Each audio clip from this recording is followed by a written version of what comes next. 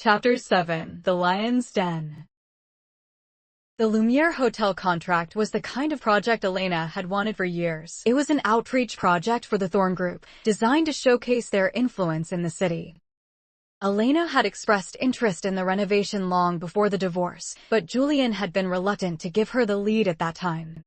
It was surprising that the offer came now, after their separation. Elena didn't mind the timing as long as the opportunity was real. The scale was big. The job required reimagining the lobby and executive suites of a historic hotel on Central Park South. Elena stood at the far end of the boardroom table, her blueprints spread out like a battle plan. Julian sat at the opposite end. Beside him was Marcus, his cousin and the company's CFO. Marcus was a man made of sharp angles and sharper ambition, someone who had always viewed Elena as a decorative distraction to Julian's career. Elena suspected Julian thought the same. "The color palette is ambitious, Elena," Marcus said, leaning back with a condescending smile. "But is it professional? It feels a bit emotional for a commercial space. A bit soft."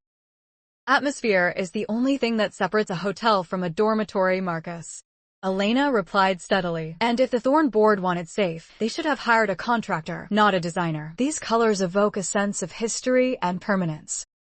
Julian glanced over, a brief smile softening his features. He liked it when she fought back. He had always admired her fire, even when it was directed at him.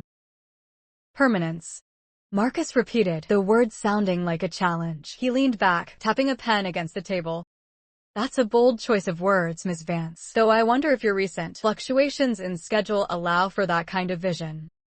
We've noted a lack of presence in the afternoons. At Thorn, we value consistency as much as we do aesthetic." Elena felt the blood drain from her face. Marcus didn't know the truth, but he was fishing for a weakness. He was trying to paint her as unstable in front of the board. "My personal life is not on the agenda, Marcus. The budget is, if you look at page 12. I'm looking at the viability of this partnership." Marcus interrupted quietly. "Perhaps the transition to an independent firm was premature? It would be a shame for the project to suffer because you're overextended. Some roles are simply more sustainable than others." The room went silent. The other board members looked down at their papers, uncomfortable. Elena fought on. As the meeting dragged into its third hour, Elena felt the heat of the room rising. The air felt unbearable, smelling of expensive espresso and Marcus's arrogance. Suddenly, the blueprints on the table blurred into a smear of blue and white lines. Elena reached out, her fingers blindly searching for the edge of the table to steady herself. Julian, who had been silent the entire time, clicked his pen. The sound cracked like a gunshot. "We'll take a 10-minute recess," Julian announced. "We aren't finished," Marcus protested. Elena thought to herself that if it weren't for his constant interruptions, they would have been finished by now. "I said we are taking a recess, Marcus," Julian repeated. The tone in his voice was one that Marcus knew better than to challenge. The room cleared, the board members murmuring as they filed out. Marcus paused at the door, his gaze lingering on Elena for a fraction of a second too long. It wasn't an angry look, but a quiet, assessing one. Then, he turned and disappeared. Julian stayed. Walking over, he slid the glass of water toward her, and simply stood there. Without a single touch, he had invaded her personal space. "Drink," he said. It wasn't a suggestion. "I'm fine, Julian. It's just the lighting." "The lighting hasn't changed in 20 years, Elena. Your pulse is visible in your throat." He leaned down, his eyes scanning her face with an intensity that made her skin crawl. Elena's hand fluttered instinctively toward her midsection before she forced her fingers up to pull the sides of her blazer. Julian's gaze followed the movement. He looked at her stomach, then back at her eyes. For a heartbeat, the silence in the room was so dense it felt like water. Julian reached out, his fingers grazing the silk of her scarf, his touch so light it was almost a question. "You're hiding something," he whispered. "You're guarding yourself. You only do that when there's something you're afraid to lose." Elena snapped, pulling away. "You are thinking too much. I am not hiding anything. Let's finish this, Julian. I have other clients." Julian didn't speak again for the rest of the hour, but he didn't look at the blueprints either. He watched the way she sat, the way she breathed, the way she protected her center with every gesture. Elena finished her presentation through sheer force of will. When the board finally approved the initial phase, she didn't feel relief. She felt like she had just survived a car crash.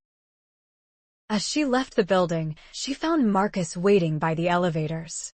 "Don't get too comfortable, Elena," he said, leaning against the wall. "I don't know why Julian changed his mind, but the board is watching. One more slip, and I'll make sure the Lumiere project finds a designer who can handle the pressure." Elena didn't answer. She knew what he meant. The world was full of talented people, and in the past, success had always come easily. She wasn't sure if she could compete with those who had fought for their place. She walked out into the cold midtown air. On the sidewalk, the memory of feeling lucky when she first met Julian surfaced. The protection had been a gift, but it cost her the chance to grow on her own. Everything has a price tag, she thought. By 8 p.m., Elena finally made it back to her apartment. Her back ached, and her head was dizzy. The weight of her heavy tote and portfolio was pulling at her shoulders. The elevator was broken. Again, she let out a frustrated sob and started the long climb up the stairs. By the third floor, she had to stop. Elena leaned against the wall, her breathing heavy and her hand on her stomach. The guilt hit her again. That looks like too much weight for one person. Elena looked up. Coming down the stairs was her new doctor, Adrian Aris. "Dr. Aris," she gasped. "You look like you're about to drop that bag."